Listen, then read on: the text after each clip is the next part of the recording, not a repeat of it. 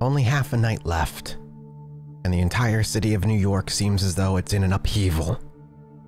Power struggles breaking to the streets.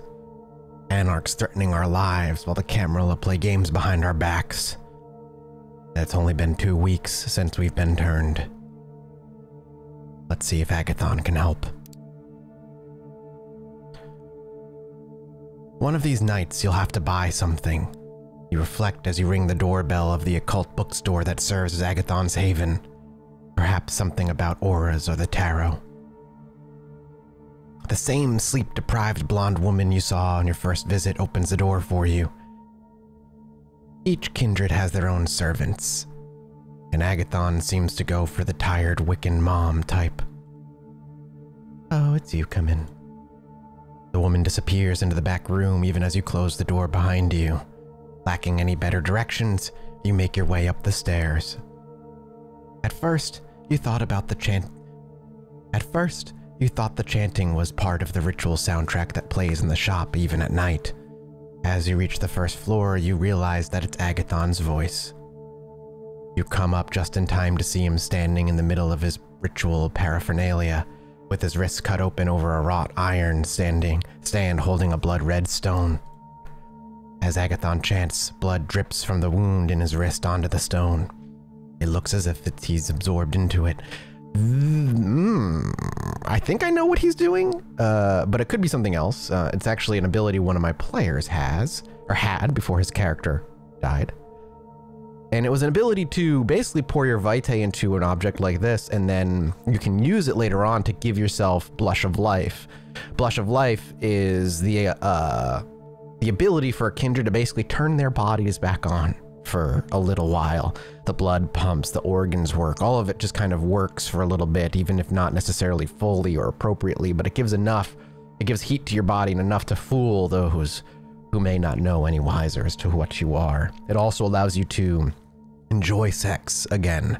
And depending on where you are in the humanity track, even hold food down for a few hours as opposed to retching it back up right away. Shall we continue?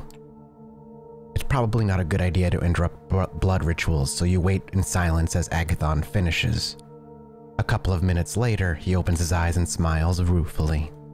I've done so many of these rituals. I hope it's not too off-putting for you. Agathon smears a bit of his own blood over the wound, and you see it close. It looks like he does it so often he barely pays attention to this reflex anymore.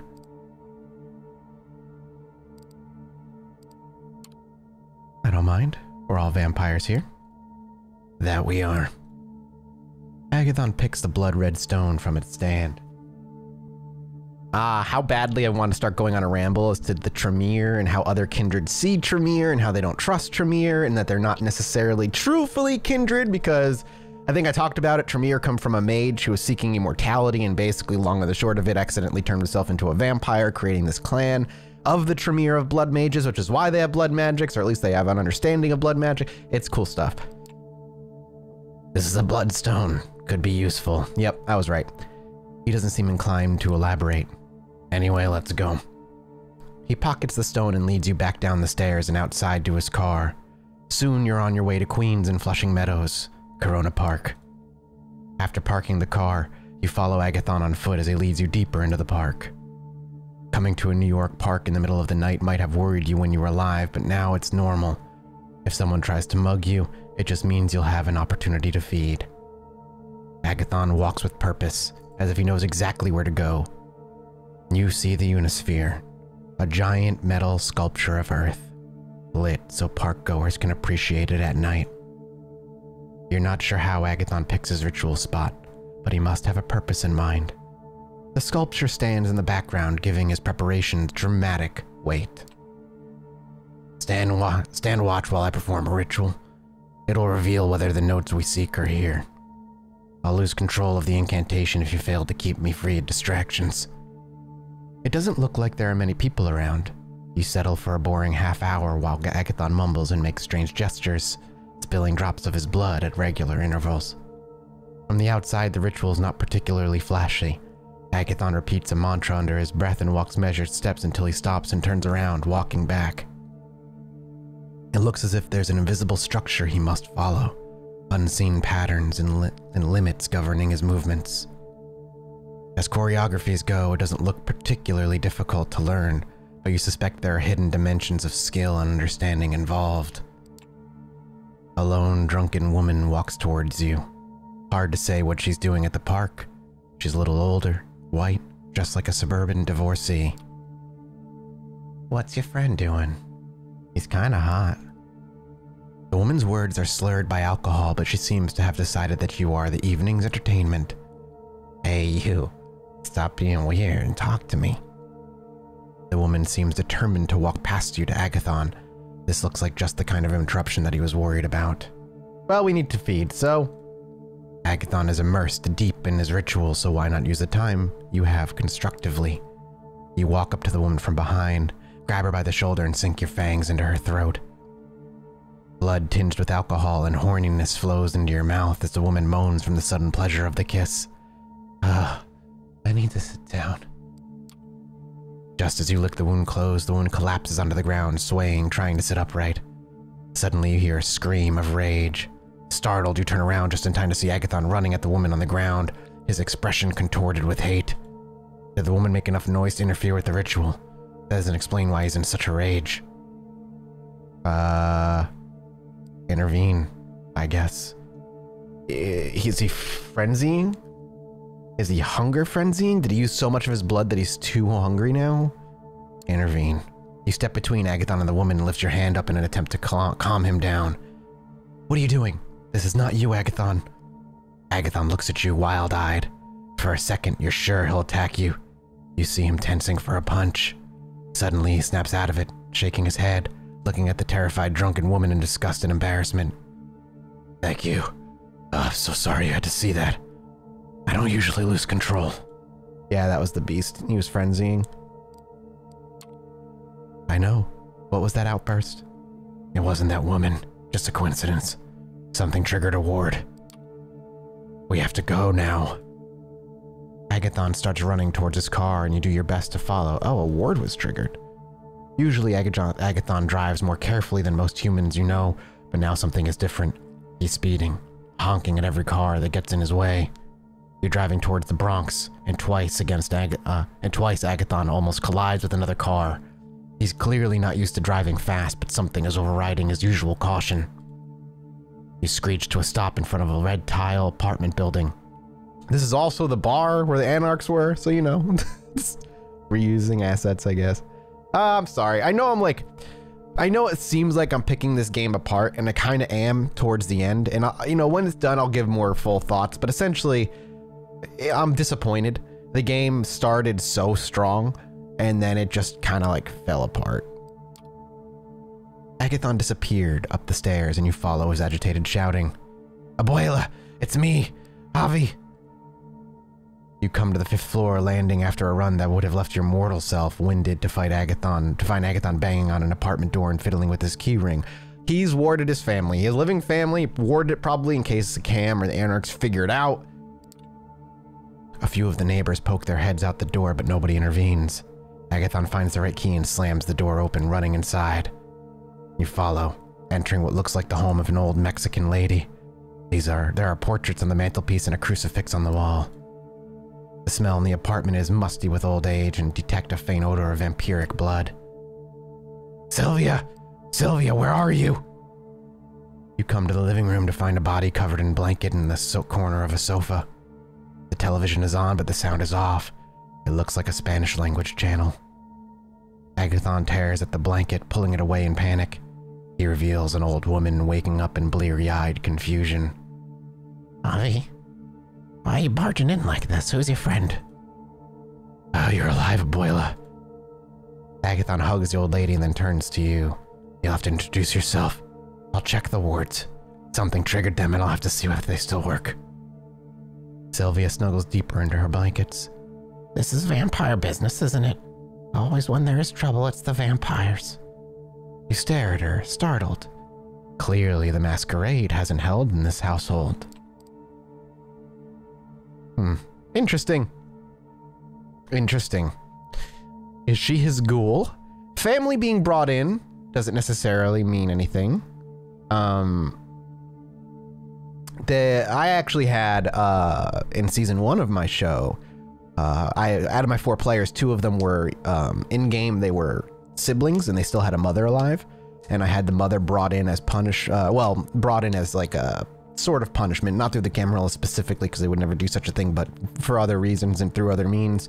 Their mother was brought in, and one of the other coterie members that was not them was forced to ghoul them, making their mother his ghoul, intertwining their fates for as long as the mother lived. Let's turn this into a joke. Yeah, exactly. Frankenstein is not far behind. Anyway, I'm Jessica. You must be his grandmother. Frankenstein is not real. He's made up by those people in Hollywood. This is about the girl who came to visit, I can tell. Avi was never good at keeping secrets, so much like his mother. You hear Agathon rummaging around the small apartment, almost as if he's scratching something on the walls. He's always doing that, writing on the walls with blood, making runes. I tell him to cover them with the photos and the paintings, but he won't listen. I have to do it myself. That explains the faint smell of vampiric vitae in the apartment. Otherwise, how can I invite friends for tea? They'll ask questions if I have runes all over my walls. It doesn't look like a Christian home anymore. The girl who was here earlier, was her name Juno? Yes, that's right, a pretty name, I suppose. She was just the kind of girl Agathon used to fall for. She was a vampire too, I expect. You're not a vampire too, are you? Surprised by the suggestion, Sylvia laughs uproariously, mirth convulsing her aged frame. Oh, no, please don't say things like that. I'm an old woman.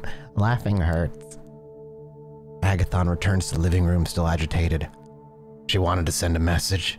If we don't let her find the notes first, she'll hurt her. He glances meaningfully at the old woman. I still think he went into a rage. I think he frenzied. Normally, wards won't frenzy, but a ward that is specifically there to protect a family member, which I imagine is one of his touchstones, runs a high risk of sending a kindred into a rage. No, she won't. She gave me a message for you, Avi.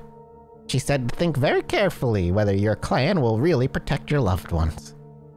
Agathon stares at Sylvia, stunned and confused. She was here to tell me that. Maybe that's good. Doesn't sound like she wants to hurt you. She was a nice girl, I can tell. Oh, Abuela. Jessica, let's go. This is all we can do here. You say your goodbyes, and soon you're back outside, sitting in Agathon's car. This was a catastrophe. I think Juno had been there. The wards trigger when a vampire enters a perimeter, so Juno was there just as I was doing the ritual in the park. I'll take you to your haven. Agathon starts the car and begins the drive toward Manhattan. He appears agitated, emotions coursing under his stoic face. Your grandmother seemed to be very well informed about vampires. Vampires in my family. Where the kindred go, tragedy follows. We know that as much as anyone. Our parents were murdered by thaumaturgical rituals. Hard to go back to the Masquerade after that. Agathon is gripping the steering wheel harder than he should, although he's back to his usual careful driving style. Good to hear, and the rest of the Camarilla won't be too happy to hear a mortal who knows all about us. Who's gonna tell him? You? He continues speaking without giving you time to reply. You'd be surprised what kind of things those Camarilla stalwarts get up to when no one is watching. Exactly! Exactly. Agathon drops you off in front of your haven. The experience leaves you with disquieting thoughts. You met Agathon's grandmother in awkward circumstances, but he clearly loves her very much. You don't know enough about the world of the kindred to say whether that's normal or not. It seems to keep Agathon connected to the world in a way that feels alien for some of the other kindred you've met. Because she's a touchstone, mechanically speaking. It keeps them rooted in humanity. Perhaps there's a lesson in that. And that's the night. Time for the day to pass. You wake up. This is not your haven. It's a cramped space. You try to move your arms and you find they're tied to your body. What? Oh, this is the end, isn't it? You can barely bend your legs. When you try to stretch your neck, you hit a cold ceiling. You can't quite believe it, but This is a coffin, or something close enough to it. It vibrates slightly, but you can't hear any sounds coming from outside. It's entirely dark. You kick the front of the container. The only reaction is a dull metallic sound. You try using your fists, not your fists, but there's just not enough room to get a good punch in there. It seems pretty hopeless. Some more tries, but nothing. This is bad. Suddenly, some slight movement of the container, a moment of silence, an indistinct male voice shouting on a muffled shot. Silence again. The lid comes off. What the? You're here. That's a relief. Whoa, all right. I think these are all the people we worked with. Tell me we hit the jackpot. Follow us and quick. Seeing their faces is surprising, even more so in these circumstances. You immediately realize that you're in danger though and follow your companions out of the car and into the street in North Bronx. The van has crashed into another car. A familiar face, that of Kaiser's ghoul Jackie, stumbles out of the wrecked sedan and slinks away into the darkness before you can call after him. The three of you jog towards the line of the trees and take shelter under the branches, just as you hear a chopper approaching. Its searchlight illuminates the wrecked van and moves toward you. Get on the ground! Agathon takes out something from his pocket. You hear a soft braking sound and then he just disappears from sight. You look to D'Angelo, but he's not there. It must be his disappearing trick again. You're left alone, with just seconds to make your move before the spotlight finds you. Seeing no better option, you just find the nearest bush and dive right under it. It's probably not the best or smartest thing to do, but you had to trust your gut. The illumination passes just inches away from you, but it's just a pattern of light on the ground. The trees block a good portion of it. It doesn't dwell on you. It doesn't seem like they've spotted you or any of your companions. The helicopter flies on, the searchlight frantically moving through this vicinity as your companions once again appear in proximity. We have an opening. Let's go before the SI decides they want to do another sweep. What are you two doing here? D'Angelo, Kara, fill him in. Yeah, the SI did a number on you. You even got raided, and they took you for a ride upstate in a facility somewhere out of town, not a place you want to be. The thing that surprised me the most, though, it was Kaiser oh, is this, I don't know which one of the two is talking. Kaiser contacted them. Kaiser organized this whole effort. Why would he do that? Hey, listen, kid. Whatever his reasoning, he'll expect something in return, I'm sure, so keep it cool. I want to get out of this one in one piece, the same way you do. Speaking of, he's here, come on. Kaiser's familiar car stops nearby and the backseat opens. Your allies usher you inside and join you. Being inside this mobile fortress never felt like relief until now.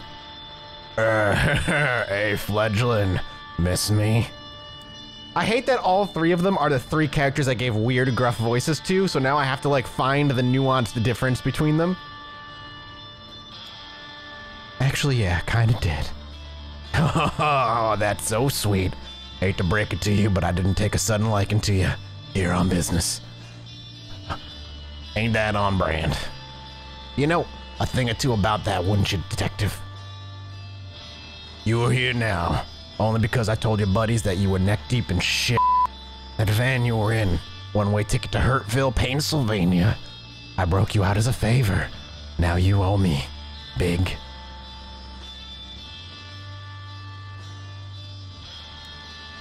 Was it Sophie that asked you to help me? Now that would have been rich. Sophie Langley stooping down to ask me for help. Oh, please, my adopted child is in danger. Save them, won't you, Kaiser, sir? Nah, fledgling. She didn't come calling. If she did, I'd have her beg.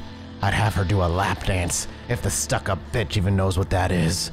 And she wouldn't do that. You're worthless to her and her pride. I don't appreciate this kind of talk. Langley might be all that you're saying she is, but I won't just listen to you disrespecting a woman. Hey, you better do one of your tricks and summon earplugs out of this air then before I tell you a thing or two about DMS Aisling. Don't you dare. For a moment, the atmosphere grows thick. Kaiser's hoarse laughter breaks the silence. You gotta be fun at parties, oh man. Anyway, to get us back on track, I have a good idea of why the SI hit you, Jessica. Not that there's a bunch of good reasons for it. It might have been one of these, for instance. The screens in Kaiser's car flicker, and each of them is now showing a short looped clip. It's you, getting into a fight, feeding, using one of your powers. You haven't exactly kept a low profile, fledgling. I get it, you're new to this, you didn't know better, yada yada yada. Fact is, the SI has tons of this stuff. What? Anytime I ever used a power, I was very specific to make sure I was like in an alleyway, or there was nobody around, or I only fed when it was like at a bar. I even gave up some feeding options because there was people around. Security camera footage, YouTube videos posted by onlookers, social media posts from victims, you name it. Like I said though, I don't think any one of these did you in. Slip-ups happen. And not to you though, eh? Always wondered how bad it was you could drive a pompously luxurious limo around NYC. Nobody got to you yet. What's your secret? Body doubles, decoy cars. Kaiser smiles, going for that anthropomorphic piranha look you saw a few times before. You do know what killed the cat, don't you, Mr. Finch? D'Angelo freezes and scratches his face, looking fiercely at the other Nosferatu. You notice his hands are shaking. Well, do ya? Stop flaking on the upholstery and answer. Or should I use your given name too? Yeah, I know why the cat croaked. You would, wouldn't you? You've never seen D'Angelo serve anyone a death stare quite like the one he's shooting Kaiser now. As much as I enjoy tempering your overinflated ego, we're near our destination, so I think I'll move on.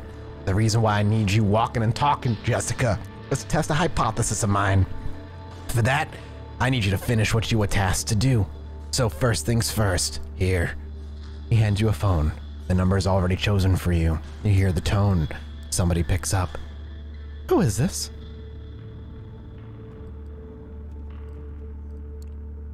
You don't say anything, even though it says I say nothing.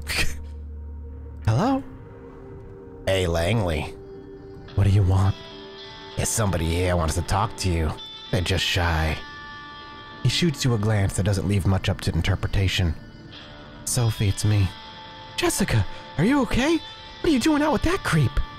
Tisk, tisk, tisk, temper, or I cut the line. And the fledgling's throat. Come on, Jessica, spit it out. Man, there's so many of these fuck-ups at the end of the game. Kaiser saved me from the Second Inquisition, Sophie. I only got out because of him.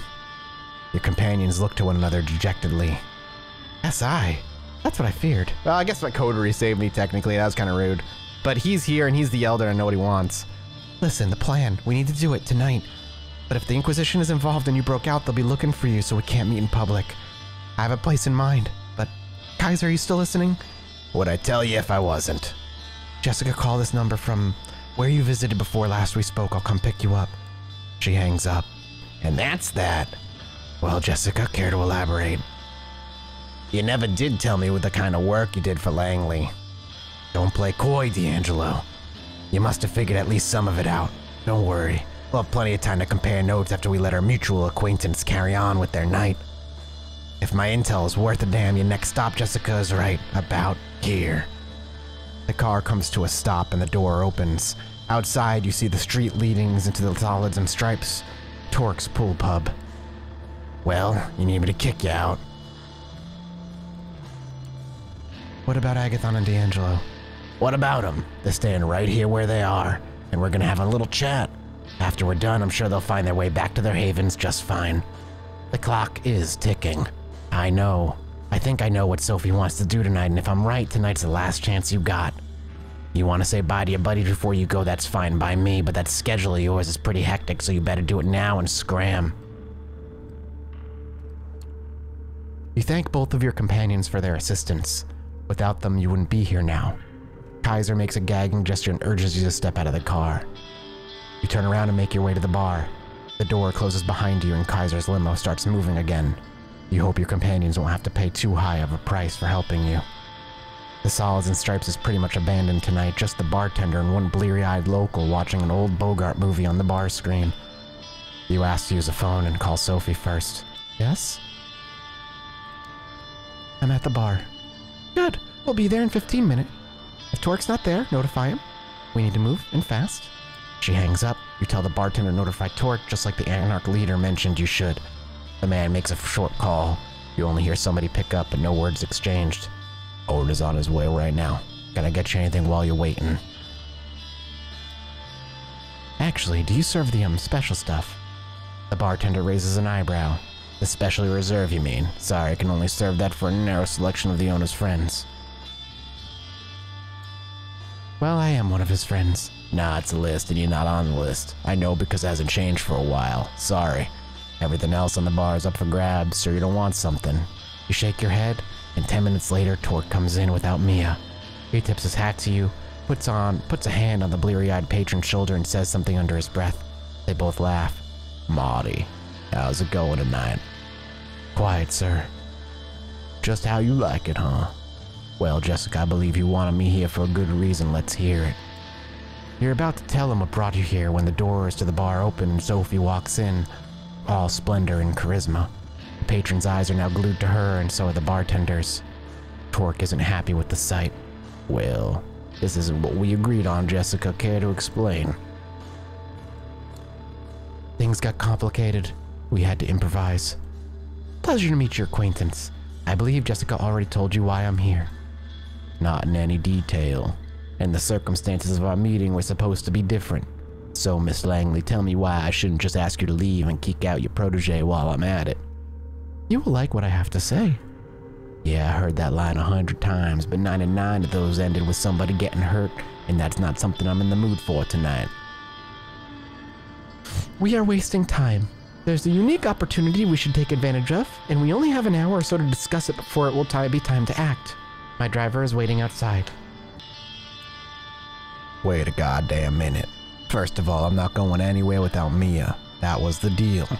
Second, it's Jessica who was supposed to do the driving, not your servant. Both serve me, so it's really of little difference. The circumstances changed and we had to adapt. Don't be stubborn. Foolishness does not suit you. I have a secure spot in mind where we can talk. I'll stop you right there. Torque is seething, but is keeping a lid on his anger. His voice barely changes. My conditions were clear. The way I heard it, you want to break each one of them. I see no reason at all to agree to any of this. I believe I will be staying put tonight. You have places to be, yes? Torque, you're throwing away the only chance you have at challenging Callahan. Don't be a fool. The lid comes off. Call me a fool one more time, woman, and that's not the only thing I'm going to be throwing.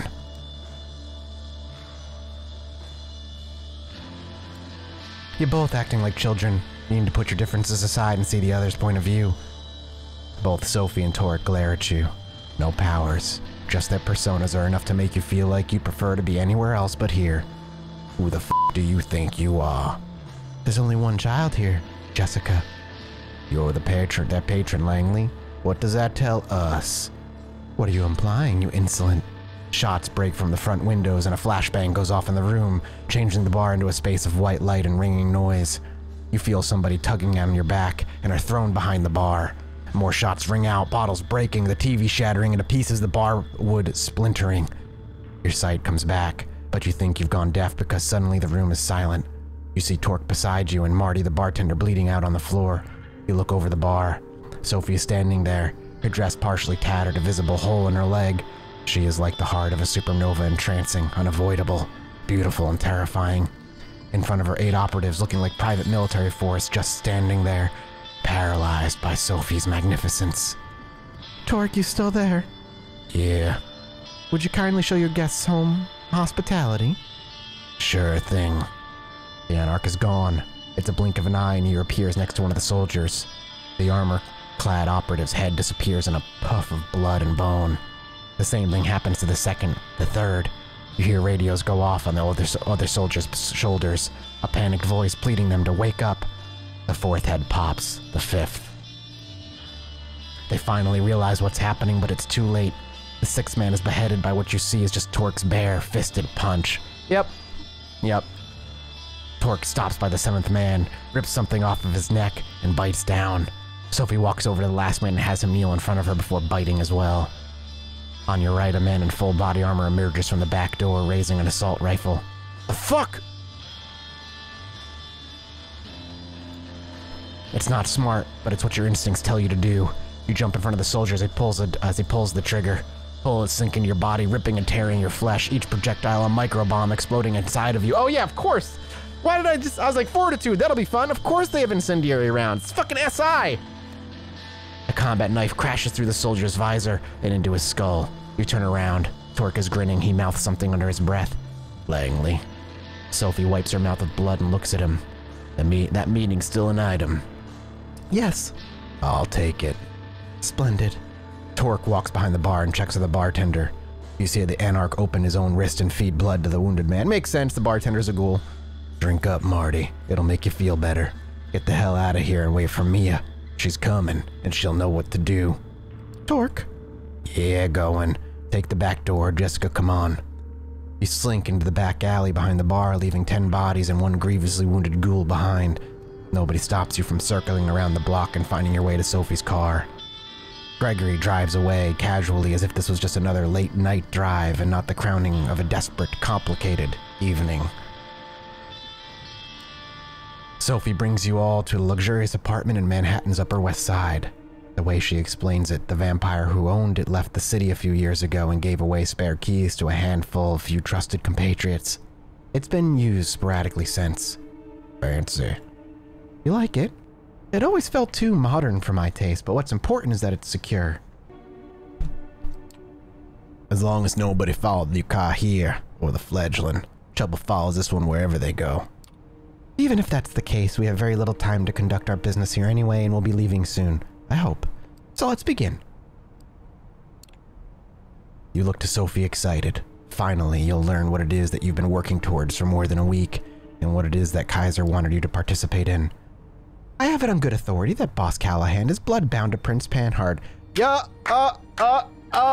Ha ha ha! It's all tied together, baby. It's all tied together. How interesting. It's so weird to see the similarities in Chicago and my Chicago in this game, because the Anarchs in my game, while weaker than they are in New York, are actually much like some of the Camarilla, currently slightly under the influence of a Methuselah that might be running Chicago underneath it all. Torque sucks in air loudly. That's an accusation and a half there, Langley. Got proof? No, but we're just a boat ride away from getting it. What is that supposed to mean? Yes, Jessica. The address that I procured from Kaiser was the meeting spot for Panhard and the Baron's regular sharing of blood. And other bodily fluids if the rumors are true. Ah, they're fucking... Oh, that might mean Panhard is also bloodbound to the Baron and they've had a blood wedding. Fuck. That's a neat little twist. See, there just flashes. There's like some good writing going on. Wait, Kaiser knew about this. Is there anything that insufferable clump of dead skin doesn't know in this city? He knows things, but only shares them if you pay. Neither the Prince nor Callahan can touch him. He's too useful. Again, Nosferatu. Kaiser said something about having plans for me, that he wanted me to make this meeting happen. That can't be good, right? That is an interesting point. I think Kaiser might be as interested in shaking up the status quo as we are. A chaotic landscape makes for a great market for him, unlike a static one. I don't like playing into that creep's hands, but at least now I know what I'm doing. The devil you know and all that. What was the address he gave you? They meet regularly at Ellis Island. In fact, their next scheduled meeting starts in just around half an hour. Well, hot damn. I'm guessing you want to crash that meeting. Why? So you can see the proof for yourself, so that I can make sure too, and so that I have an extra pair of eyes for Panhard to consider when I present to her my ultimatum. The Prince must abandon her seat and leave New York City. She can go wherever she pleases, but if she stays, the entire court will know, and the next prince might not look favorably on her past. Dealing with Anarchs, especially so closely, is a punishable offense in the Camarilla. I'm sure you've heard. So I did. Torque strokes his beard and looks intently at Sophie. What exactly are you trying to accomplish here? You remove Panhard and even say I remove Callahan. Then what? Well, the obvious move here is for, in my mind, but she might not want to, she is Toreador. Get her, Sophie sits in the prince's seat, and then they have this backroom alliance with Torque. There's no blood bonding. But then the prince, and then who's the new head of the Anarchs, because Callahan's going to get brought down, Torque slips into that spot. And now Prince Langley and the Baron Torque have an uneasy alliance, securing power over both of their kindred kind. Torque, did you ever wonder why Callahan is keeping you in check? Because I wondered why the prince condemns Anarchs during her visits in Elysium, but doesn't allow the Ivory Tower to challenge you. She, or they have engineered the status quo not for the good of their sex, but for private gain. They keep us all in line because it lets them hold on to power that much longer. And your goal is what? Make this Cold War turn hot? Not a great plan. You cammies will get your butts kicked out of NYC in no time. If you Anarchs manage to organize, which I doubt you will. At any rate, it's a risk I'm willing to take. I don't stand alone in this. The entire operation has been years in the making. I'm offering you a chance to square things with Callahan, Torque, and level the playing field. We get rid of these two and we start from equal footing for the next stage of this danse macabre. Yeah, macabre. So basically she's not even saying that far, because that might be a bit, she might even have that part planned. She just wants to spark it up and make the city explode and see where the pieces lie. She probably has fingers in enough pots that no matter where they lie, she has all the likely scenarios laid out, and she probably comes away with an advantage in each of them, though probably some more advantageous than others. Do I factor into this plan at all? Yes, we'll be taking you with you to Ellis Island, both as another set of eyes to witness the Prince and Baron in the act, as well as a bit of added security. I don't think Helene or Callahan will dare lay a finger on me, but they will not find me unprepared. You know, all these years spent in Callahan's shadow and taking part in all the kindred dick measuring contests should make me expect a ruse, just a ploy to kill me in some out-of-the-way place. But that's our inherent paranoia talking, though. My gut tells me it's time to get this show started. I do hope you have a boat nearby, Langley. Sophie smiles mischievously. Of course I do. It's waiting for us by the pier. Lead the way, then. Moonlight's burning. The three of you leave the apartment and walk towards the pier. Nobody seems to be following you. You get on a small patrol boat and double time it through the Hudson cold, dark waters. Out of all places in New York, where the Prince and the Baron could be meeting, it's Ellis Island, a landmark with a dark past, a museum on one hand, a dilapidating piece of history on the other. You leave the boat and make your way to the southern part of the island, paying no heed to the renovated tourist attractions on the northern side. You expected some resistance, a night guard, a helicopter flying overhead, or an NYPD patrol boat. Nothing. The island seems completely deserted. It's clear this sets Sophie on edge. She's moving as quietly and subtly as ever, but you can see she's eager to reach the particular house her intel pointed out. Torque is following suit, grimly determined, flashing his piercing gaze all around, still clearly uncertain that this isn't some kind of scheme. Finally, you see it. Light coming from one of the windows, and I skipped that line. The three of you slowly creep near the building and take a look inside the window. And there it is. Callahan kneeling in front of the prince, sucking on Panhard's wrist. Both fully clothed, a small blessing. Torque makes his move, and before Sophie can stop him, he busts through the building's doors. It happens very quickly. Torque grabs Callahan by the shoulders and throws him through the still open door. Callahan hits the ground hard. Torque appears on top of him and starts punching. You fucker! You piece of shit! Stop! The prince's voice takes hold for just long enough to have Torque relent, which the Baron uses to the fullest, kicking Torque off and taking advantage of the situation by trying to bite in. Prince, call off your lapdog. Langley, what is the meaning of this? The two Anarchs break apart, both wounded, but none of them quite done yet. They look at one another with pure hatred. Hey, that's Boss Callahan. I've never seen him before. Kill the bitch, Helene, but leave the fledgling to me. Right after I deal with the shit stain, I'm gonna. A shrill, unpleasant laughter fills the air. You know who it belongs to. What? So entertaining, truly. It feels almost a shame to break up the spectacle, but alas. Thomas. Who the f*** is this joker? Ah, yes. I don't think we met, though I did hear a lot about you, Mr. Torque. My name is Thomas Arturo, and Callahan uses this moment of uncertainty to strike. He's still too slow for Torque, who throws the boss onto the lawn and the two exchange blows again. Helene, if you'd be so kind to ask your friend to not hurt our guest too much. Callahan, don't kill him. This time, Callahan comes on top and grabs Torque in an iron hold. Your companion struggles but can't quite break away. I will not be denied, Helene, not this time. You will do as I command. And she will do as I command her, Douglas, old boy. And what? Oh, yeah, oh, is this a giant fucking blood bond chain? Like a vinculum thing? It's very Sabat. What?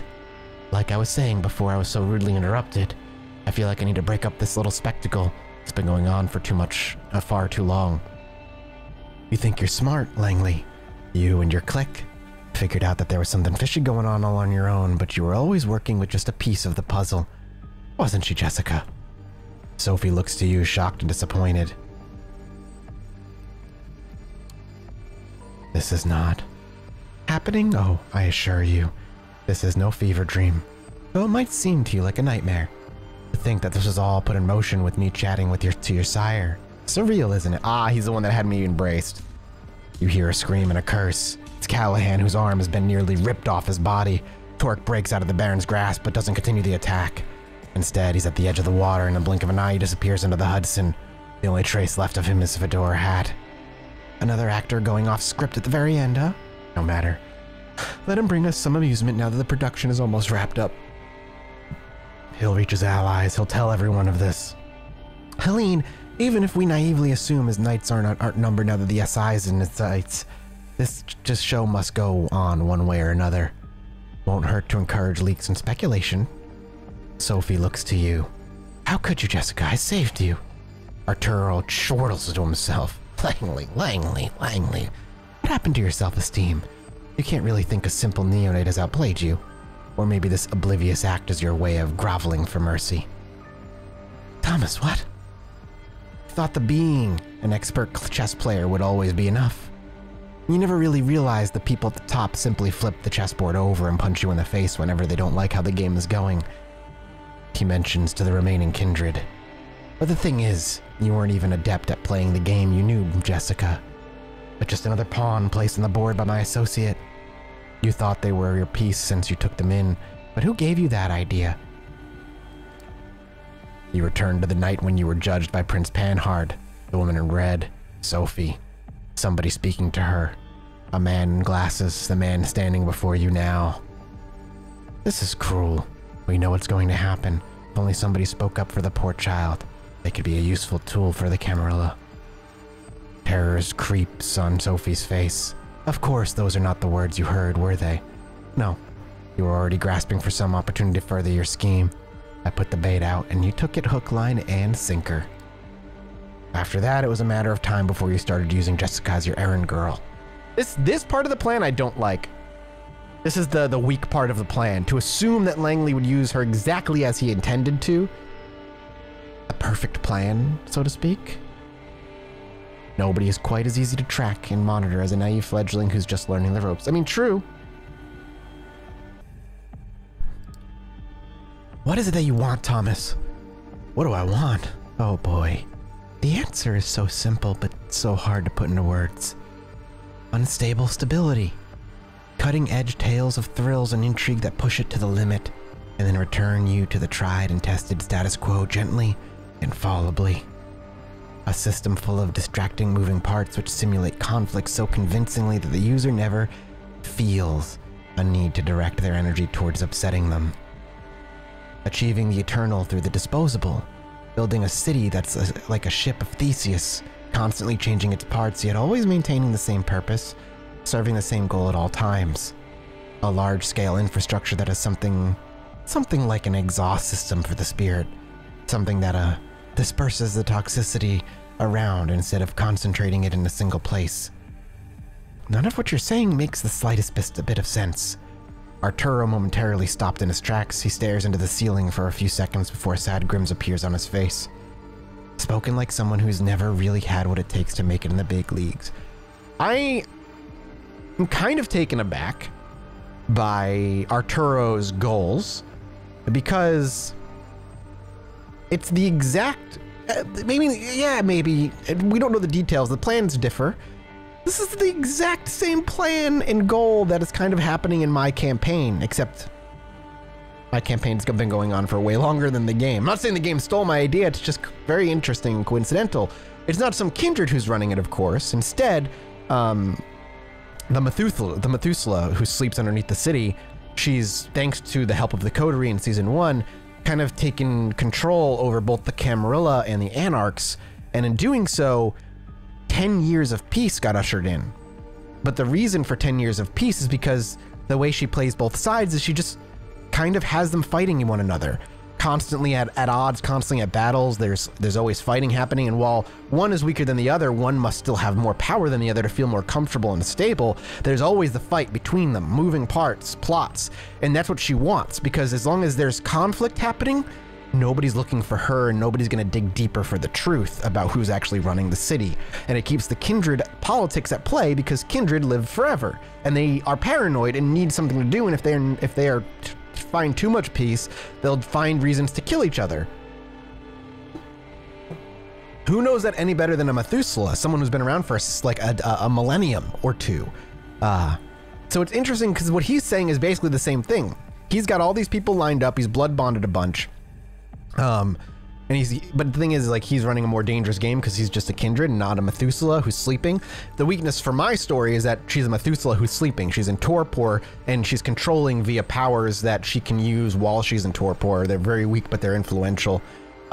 Because waking up for a Methuselah is very dangerous. They're very, very hungry and they can just wipe out a ton of kindred.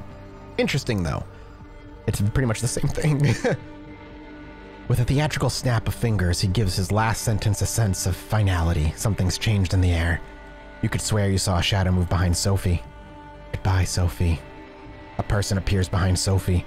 You can't believe your eyes. It's Adelaide Davis, holding garden shears in her hands. Apologize to Sophie, warn Sophie, or try to dominate while I'm hungry? Well, let's play the game. Sophie, I'm sorry. Goodbye, Sophie. She works for us. You know what? Let's get some power, shall we? You hear the shears click.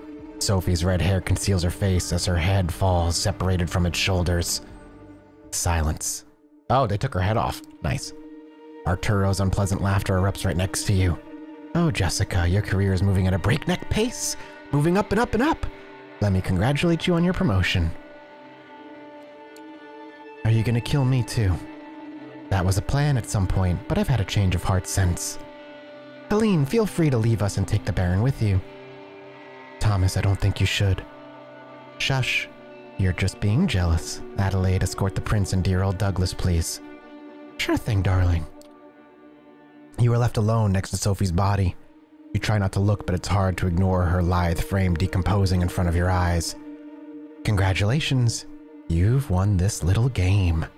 Set out on a suicide mission and successfully brought down the power-hungry wannabe tyrant, even if it probably wasn't the way you've imagined it.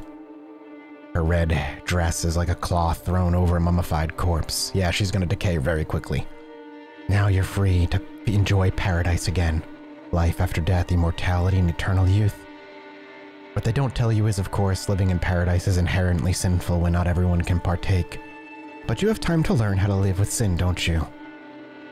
He takes a melancholic look at the city skyline surrounding him, the Statue of Liberty and the lights of Manhattan shimmering in the distance.